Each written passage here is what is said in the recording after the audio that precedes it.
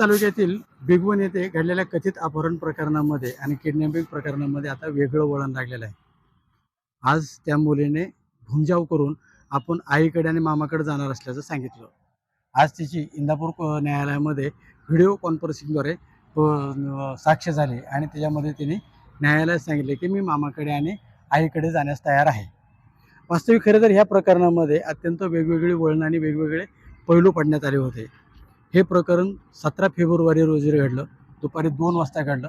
ते भिगवण हद्दीमध्ये घडलं। वास्तविक खरं तर यातील आरोपी आणि फिर्यादी आणि ती पीडित मुलगी हे सगळे दौंड तालुक्यातील स्वामी चिंचोली हद्दीत राहणारे होते। मात्र घटना इंदापूर तालुक्यातील भिगवण येथील विश्रामगृहाच्या पाठीमागे घडल्यामुळे ती घटना इंदापूर न्यायालयाच्या कक्षेमध्ये आली।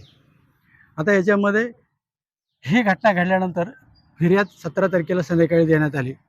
त्या संध्याकाळच्या 17 तारखेच्या रात्री इंदापूर भिगवण पोलीस स्टेशनच्या परिसरामध्ये आणि भिगवण पोलिसांच्या आवारामध्ये स्थानिक लोकांनी आणि पीडितेच्या नातेवाईकांनी धरणे आंदोलन केलं आणि तिथं वेगळा एक हिंसक वळण लागायला सुरुवात झाली की त्या आरोपींना अटक करण्यात यावी। 18 तारखेला पुन्हा हे आंदोलन पेटलं। त्या मुलांना त्या आरोपींना अटक करावी म्हणून हिंदू सकल समाजाच्या वतीने हे भिगवण बंद आणि त्या मुलांना अटक करत नाही तोपर्यंत आंदोलन करणार असा इशारा दिला। भिगवण बंद झालं, आंदोलनही झालं। या आंदोलनाला आमदार गोपीचंद पडळकर, आमदार संग्राम जगताप यांनी येऊन अधिक तिथं ते आंदोलन तीव्र केलं। पोलिसांनी ते प्रकरण अत्यंत शिताफीने हाताळलं आणि ते आंदोलन तिथं थांबलं गेलं। पोलिसांनी त्यांना एक आश्वासन दिलं की हे आम्ही 2 दिवसामध्ये याच्यावरती कारवाई करू। 20 तारखेला त्या मुलीला कोर्टामध्ये हजर केलं आणि त्या मुलीने असं सांगितलं की मी आता माझ्या स्वखुशीने आले आणि ह्या स्वखुशीने आलेल्या या जबाबामुळं सर्व वातावरण फिरलं। तिने तिचा स्वतःचा एक व्हिडिओ त्या मुलाबरोबर व्हायरल केला आणि त्याच्यामध्ये तिने स्पष्ट सांगितलं होतं की मी माझ्या स्वतःच्या मर्जीने आलेले आहे, की मिरची पूड वगैरे काही टाकलेली नाही आणि मी स्वतःहून त्याच्याबरोबर आल्यामुळं मी त्या मुलाबरोबरच राहील असा तिने तो व्हिडिओ केला होता।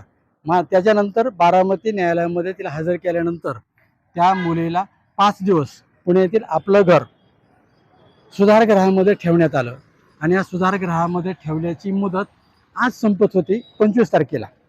म्हणून पुन्हा आता आज तिची मुदत संपल्यामुळं तिला एकतर त्या सुधारगृहामधून रिलीज करावं लागत होतं आणि मग तिला तिथं जाण्याचा तो प्रश्न शासनाचा आणि पोलिसांचा एक मोठा कायदा आणि सुव्यवस्था राखण्यासाठी तो महत्त्वाचा होता।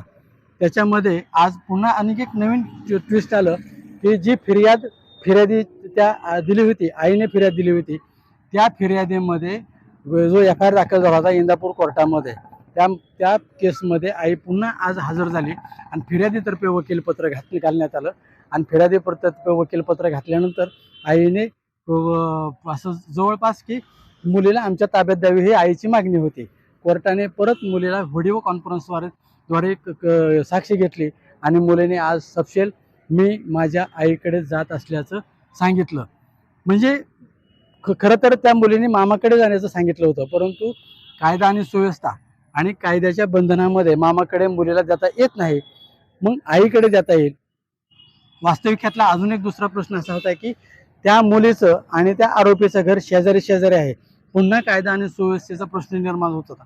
म्हणून त्यांच्या वकिलांनी ॲडव्होकेट आनंद देशपांडे यांनी असं म्हणणं मांडलं की आई आणि मुलगी ही मामाकडेच राहील।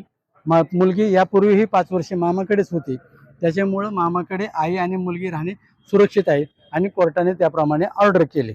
खरं तर मुलीने दिलेला जबाब आणि ते आज झालेली ऑर्डर पुढील काय नेमकं तपासामध्ये निष्पन्न होईल आता हे पाहावं लागेल। पण मुलीने घुमजाव केल्याने या केसमध्ये एक वेगळाच ट्विस्ट आलेला आहे। मधुकर गलांडे